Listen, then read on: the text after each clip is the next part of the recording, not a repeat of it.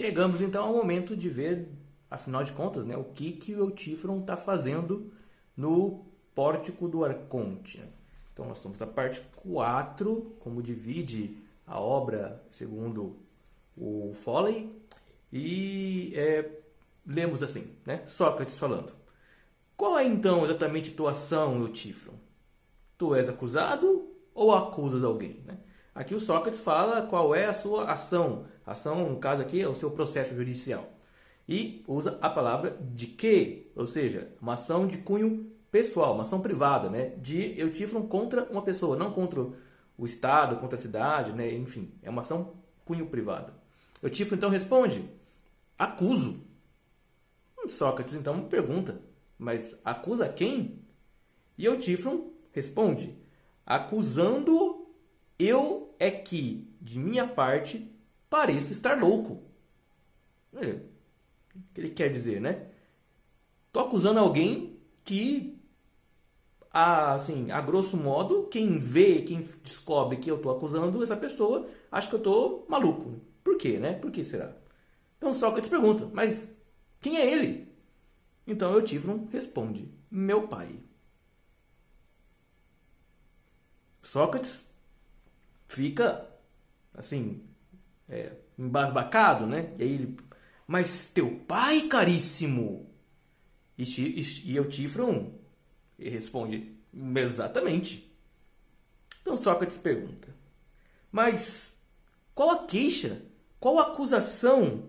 De quê que você está fazendo essa ação chamada de quê? Novamente, a palavra acusação aqui agora representa, também é a palavra de quê, né? Então, falando sobre qual ação, né? Qual é a ação, qual é o crime, né, que o pai teria cometido. O Eutífron então responde: meu pai cometeu phonu. Phonu, em grego, é assassinato. Sócrates então dá uma interjeição: por Hércules, né? Melhor dizendo, por Heracles, né? Porque Hércules não é exatamente uma tradução, mas é a forma romana do nome do semideus filho de Zeus, que na Grécia Antiga era conhecido como Heracles. Heracles porque é um nome em homenagem à deusa Hera, a esposa de Zeus, que ficou muito chateada de saber que o marido estava de caso com uma mortal, ou com vários mortais. Zeus provavelmente teve casos com 60, 70 mulheres diferentes, teve mais de 140 filhos, né? 124 filhos, se não me engano, e dos quais Heracles é um deles. Então, Sócrates faz a interjeição que, no nosso caso cristão, seria um Nossa Senhora, Eutífron. Seria algo como por Deus, Eutífron. Então, Sócrates fala por Heracles, por Hércules, né? No grego, por Heracles, né? Heracles. Sem dúvida, Eutífron, a maioria ignora onde, enfim, está a justiça. Né? Justiça aqui é ortos, né? Ou seja, sem dúvida, a maioria ignora aonde está a retidão, né? Onde está o correto, né? Melhor dizendo, o correto. Pois eu, pelo menos, não julgo ser correto da parte de qualquer indivíduo fazer isto, mas daquele que talvez esteja já bem avançado em sabedoria. O que Sócrates está dizendo é que acusar o próprio pai não parece ser algo moral, algo correto, algo ético. Não está falando de justiça ou injustiça, mas está falando de algo como se fosse correção ou não correção, porque é ortos, né? Ortos, da onde vem ortopraxia, né? Da onde vem ortodontia, a ideia de alinhamento, né? A ideia de estar todas as coisas no seu devido lugar, ortodoxia, né? A doutrina correta, né? A opinião correta. Então há uma opinião vigente na Grécia Antiga, em Atenas, de que um filho não acusa o próprio pai. E Eutífron está aqui fazendo a acusação. Não é hábito, não é algo que é considerado um costume. Por isso Eutífron está falando: olha, as pessoas vão me achar louco se eu falar para elas, mas eu vou acusar meu próprio pai, sim. Eutífron então responde: bem mesmo, por Zeus, Sócrates. Porque o Sócrates tinha dito: olha, eu não entendo onde está a correção desse seu ato, Eutífron. Mas talvez você seja muito mais sábio do que eu, né? Tenha muito mais sófia, né? Muito mais inteligência, muito mais sabedoria, e você possa me ensinar onde está a correção desse ato. É como se alguém estivesse perguntando algo tipo: acho que é correto assassinar alguém, né? Que é algo que é óbvio, e aí então é óbvio que é equivocado, né? Então, só que se perguntasse: bom, eu considero isso uma coisa horrível, assassinar o outro, né? Mas é porque eu talvez seja muito limitado intelectualmente para entender quais são os motivos, as razões, o argumento. Então, talvez você possa me ensinar, né? Alguém possa me ensinar, você que defende isso. É um artifício de Sócrates que ele usa constantemente para deixar a pessoa que está tentando defender uma ideia falar, né? Ele vai comprando a ideia de certa forma, dizendo: olha, não, você pode entender melhor do que eu sobre isso, então me explique detalhe por detalhe. Uma postura extremamente interessante em termos de vida para aprender a ouvir mais, falar menos, né? Às vezes você escuta alguém falando um absurdo, né? E você então, ao invés de contra-atacar, ao invés de interpelar, você permite que a pessoa se explique, né? Se explique detalhadamente para que, na explicação, ela possa tentar te convencer e, não conseguindo te convencer, ela mesma vá percebendo as próprias falhas da argumentação dela. Esse é o modelo socrático, né? É o que nós chamaríamos de processo dialético, né? Em Sócrates. Bom, o Sócrates, então, fala para Eutífron, né? Com certeza é então algum de teus parentes que foi morto por teu pai. Porque aqui se justifica a noção de alguém acusar o outro, né? Na Grécia Antiga, novamente, em Atenas, quando há um crime de assassinato, né? Fonú, quem faz, né? Quem procura a justiça em nome do falecido é sempre um familiar. Você não vai procurar a justiça de alguém que não tem vínculos, laços sanguíneos com você. Isso não é prática, não é o hábito da cidade de Atenas. Então, Sócrates está pensando: bom, o pai de Eutífron deve ter matado alguém, e esse alguém que ele matou deve ser algum parente de Eutífron, né? Ou um tio, ou um irmão, ou um sobrinho, ou alguém do tipo, né? Sócrates continua: ou vejam, evidentemente, supõe que, por certo, não acusarias pelo assassinato de um estranho, né? Porque né? É um hábito de Atenas. Né? Talvez isso soe estranho para a gente, porque no nosso mundo contemporâneo brasileiro a gente pode sim produzir uma acusação contra qualquer tipo de pessoa, não precisa ser parente, não precisa ser familiar, né? Mas no mundo antigo, na Grécia Antiga, só para entender o que Sócrates está falando, não, se você não se acusa alguém de assassinato quando a pessoa assassinada não tem vínculos com quem vai acusar, né? Com o acusador, né? O acusador, ele tem que ter vínculos sanguíneos, vínculos próximos, né? Talvez vínculos colaterais de, sei lá, ser cunhado, né? Alguma coisa assim, para proceder à acusação. Então, Eutífron, ele faz o seu primeiro longo discurso, né? O que ele diz? É absurdo, Sócrates, que julgues fazer alguma diferença se o morto é um estranho ou um parente. Mas não é esta a única coisa que se deve considerar. Se o assassino matou com justiça ou não. E se com justiça deixou-o ir, mas se não, denuncia-o, mesmo se o assassino seja teu hóspede ou teu comensal. Então, vamos por partes, né? Então, o discurso vai continuar, mas vamos por partes, né? Então, a primeira coisa que o Eutífron estranha e acha absurdo é que Sócrates tenha diferença, né? Faça diferença entre se o morto é parente ou não é parente. O que o Eutífron está dizendo é que, bom, são pessoas, né? São humanos. O Eutífron aqui está quase um defensor dos direitos humanos, né? No mundo antigo, né? É humano, é gente como qualquer outro, e pouco importa, né? Pouco importa se ele é trabalhador, pouco importa se ele é meu hóspede, pouco importa se ele é meu parente, pouco importa se ele é meu comensal, né? Pouco importa se ele é meu trabalhador ou meu amigo ou qualquer outra coisa, né? Ou meu inimigo até, né? Meu inimigo. Ele é uma pessoa e toda pessoa merece justiça, né? Isso que o Tifon anda defendendo. Mais importante, o Tifon fala, Sócrates, você não me perguntou uma coisa que é muito mais importante, né? Que é se o morto foi morto em uma ação justa ou não. Porque há que se convir que na Grécia Antiga, se você tem que se defender, né? Se alguém vem te atacar, a única forma de você ter de se defender é contra-atacando. E numa briga,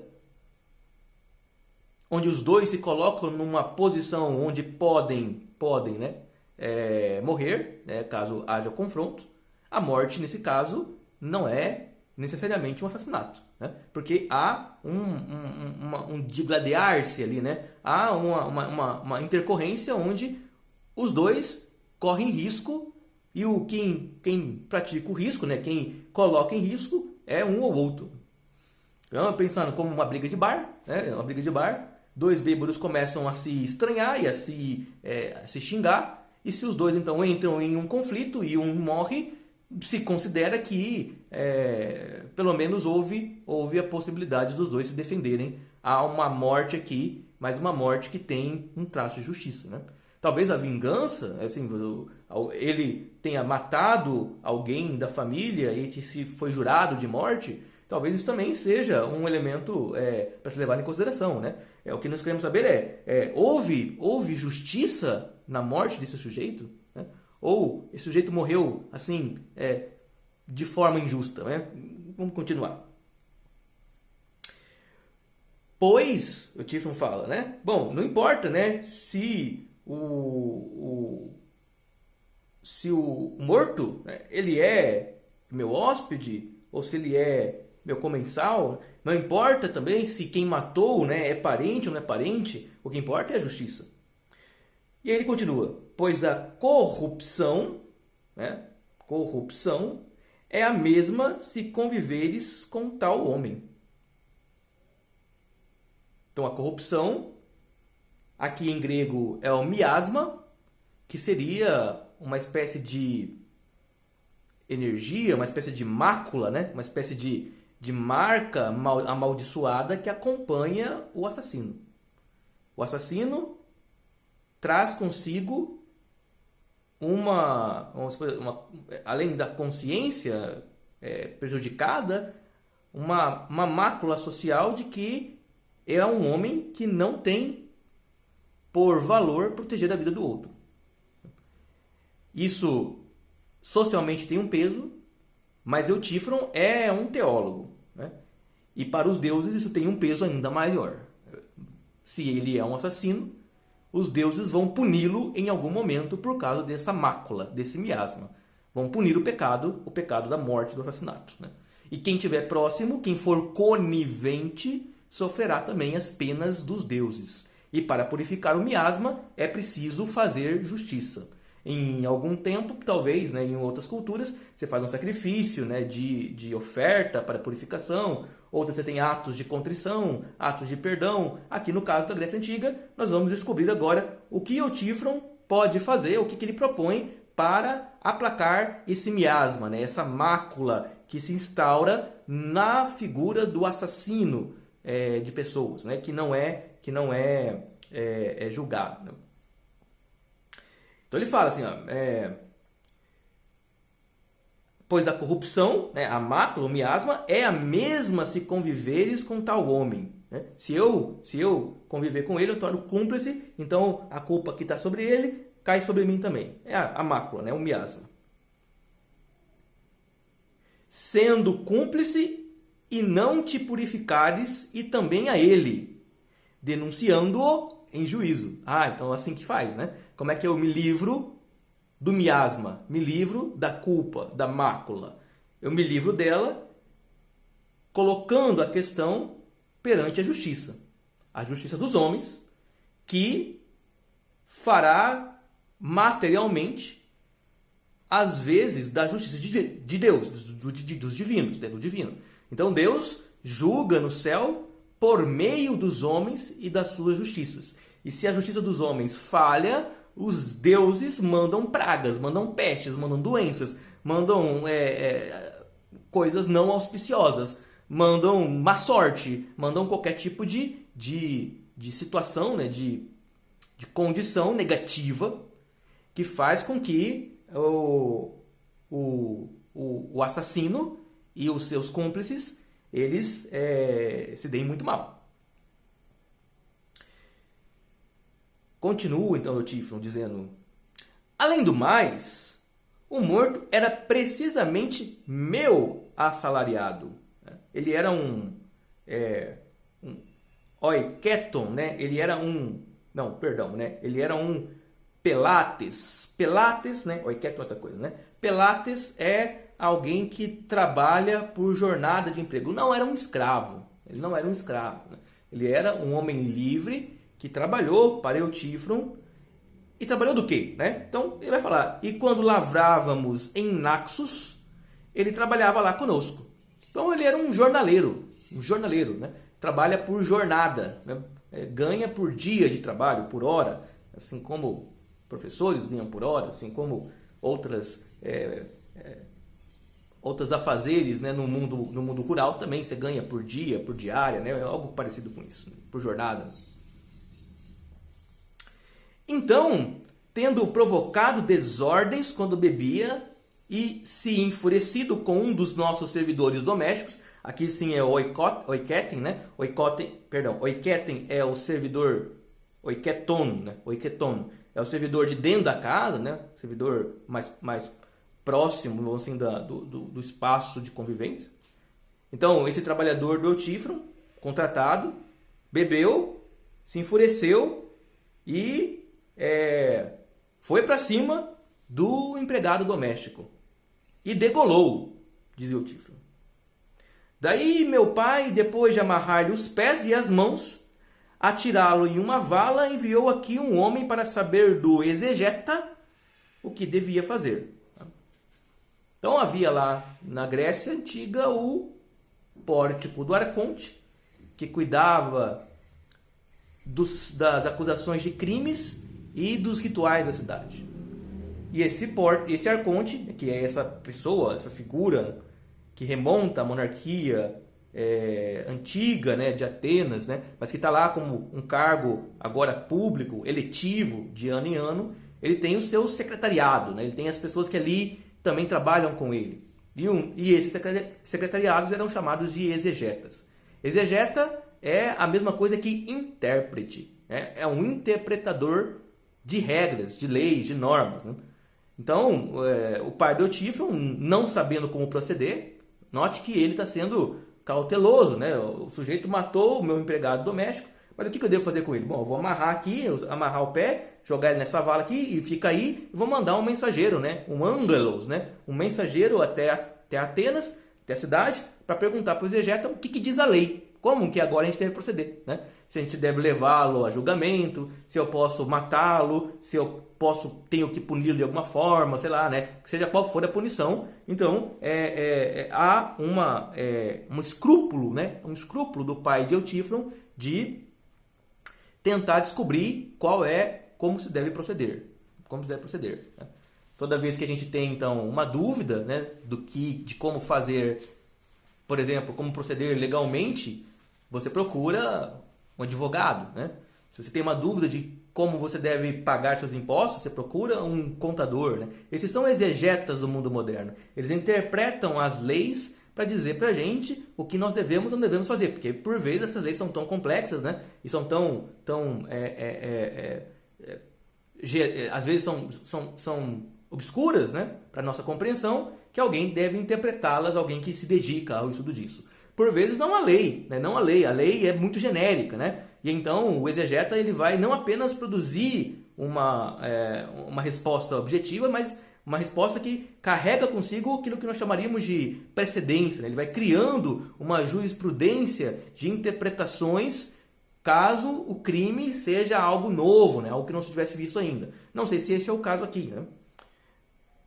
Muito bem, Eutífron continua. Mas durante esse tempo, o pai de Eutífron, pouco se incomodou com o prisioneiro e negligenciou, porque era assassino e não tinha a menor importância se até mesmo morresse. O pai de Eutífron largou o cara lá, largou o jornaleiro, o assassino na vala e nem tchum, né? O cara aí matou mesmo, que se lasque, né? E ficou lá. E que então, de fato, se deu.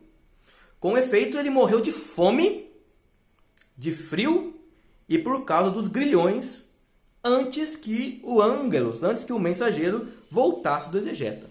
Então demorou demais, sei lá, né?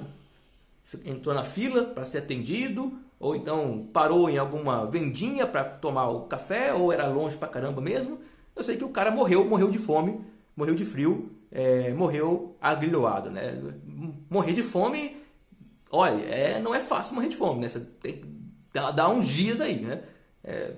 Alguém pode ficar 10, 15, 20 dias sem comer, provavelmente estava sem água também, né? A gente pode pensar isso, né? Se a vala é uma vala seca, estava sem água, e aí sem água, depois do terceiro dia, você já está com o pé na cova, né? Com o pé na cova.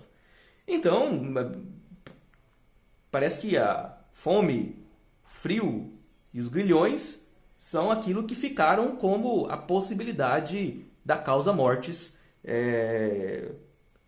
que se configura em uma espécie de abandono, né? Foi abandonado e não teve as suas necessidades básicas administradas, né? Supridas, enquanto não voltasse o exegeta. Ou seja, então Eutífron está falando que o pai dele foi negligente, né?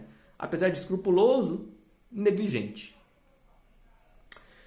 Portanto, o que revolta também meu pai e os outros familiares são exatamente estes acontecimentos, porque eu, por um homicida, denuncio por crime de morte meu pai que não o matou. Eu tive que estar falando, meu pai não o matou. Minha família está falando, a família diz que seu pai não matou o cara. Ele esqueceu o cara lá, mas não matou, ele não foi lá e tirou a vida do sujeito, né? Como dizem eles, e nem se no pior dos casos o tivesse matado por ser um homicida de fato. De qualquer modo, eu não devia me preocupar por um indivíduo de tal espécie. Ele morreu.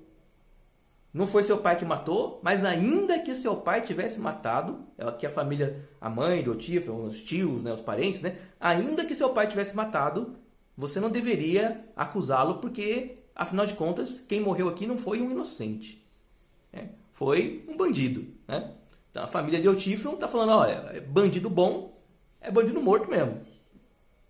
E Eutífron está dizendo, não importa se o cara era bandido ou não. Isto que meu pai fez foi uma injustiça. E para espanto, terror de todo mundo, Eutífron está dizendo, em nome da justiça, em nome da piedade, na verdade, né, eu irei denunciar meu próprio pai. Continua ele, então. Pois dizem eles que um filho acusar o pai por crime de morte é sacrílego. A palavra sacrílego é importante aqui. Porque, Sócrates, conhecem mal como é a lei divina, a respeito do que é santo, né, e a respeito do que é sacrílego, né, a respeito daquilo que é puro e impuro. A palavra aqui melhor, né, é impiedoso, né? Então, o Eutífron está falando, olha, os meus parentes não sabem nada sobre piedade, né? Piedade tem muito a ver com a sua relação com o divino, né? E entender o que o divino deseja, as vontades do divino, né? Então, o que é ser uma pessoa piedosa, né? Ser uma pessoa honrada, ética, valorosa, mas em nome de quê, né? Em nome da divindade, né? Em nome de Deus, né? Você pode ser ético em nome da própria razão da moral, né? Como uma razão kantiana, né? Kant vai dizer, olha, a ética consiste em você fazer aquilo que é seu dever, sem se importar com as consequências, né? Dever, né?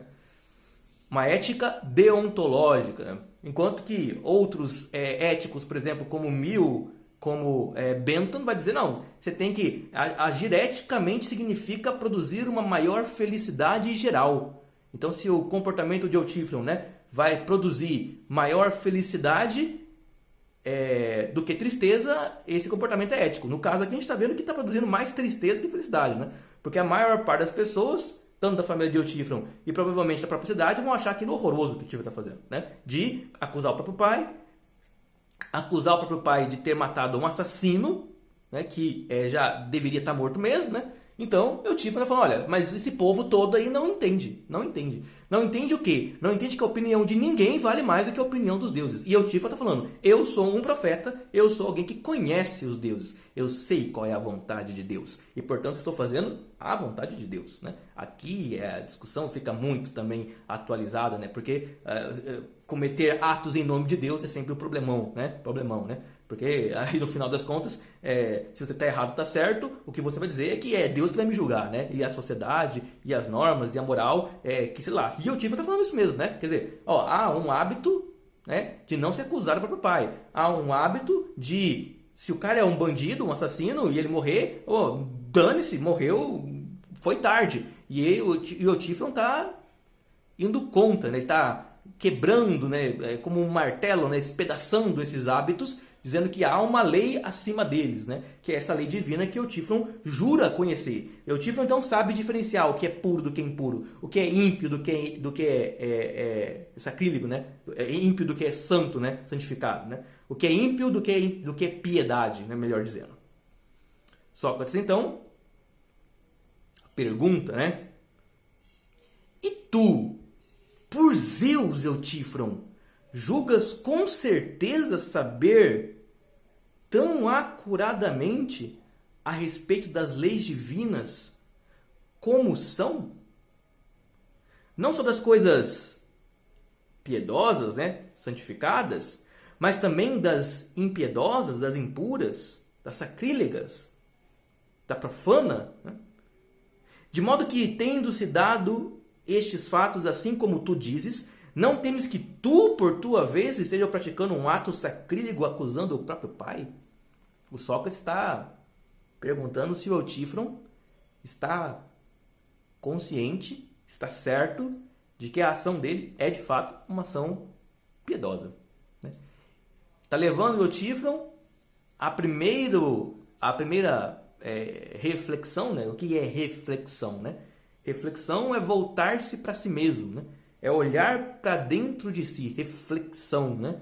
E perguntar-se, será que eu estou sendo mesmo piedoso? Né? O que o Sócrates está perguntando. E o Eutífron então responde, né? De fato, eu não serviria para nada, Sócrates. Nem Eutífron diferiria da maioria dos homens se não conhecesse acuradamente tais coisas. Aqui o Eutífron, inclusive, fala de si mesmo, né, na terceira pessoa, né? O que Eutífron, né? Eutífron perguntando, né? O que Eutífron seria mais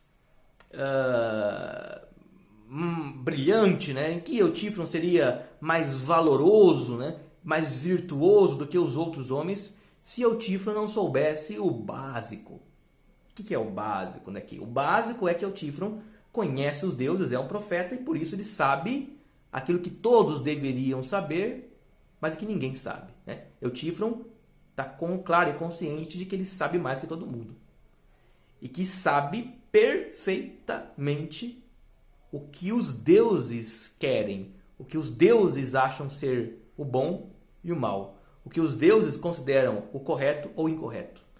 E nessa sua clara convicção, né, ele está acusando o próprio pai, levando a possível vergonha, né, da família, né? Não quer dizer que a acusação de Eutífron ia levar o pai dele a ser condenado, provavelmente não, mas Eutífron está falando, olha, eu vou levar a justiça, a julgamento, se não der em nada, pelo menos está limpa o miasma, né? Está limpo a mácula, né? Que foi produzida pela falta de cuidado que meu pai teve para com o jornaleiro, né? O jornaleiro. Eutífron tem certeza absoluta que ele está certo. Tem certeza absoluta que sabe mais que todo mundo. E é nesse momento, então, que Sócrates... Bom, isso nós veremos no próximo encontro, mas Sócrates, então, agora está muito feliz, né? Diria o ditado, mais feliz que pinto no lixo. Por quê? Porque ele encontrou alguém que sabe o que é verdadeira piedade. Pelo menos alguém que diz saber, né? Lembrando que Sócrates está sendo acusado de impiedade. Então ele vai usar esse momento com Eutífron para tentar descobrir uma forma de se defender. E aí, então, é o que nós veremos no próximo encontro. Por hoje é só, pessoal. Até mais. Falou, tchau.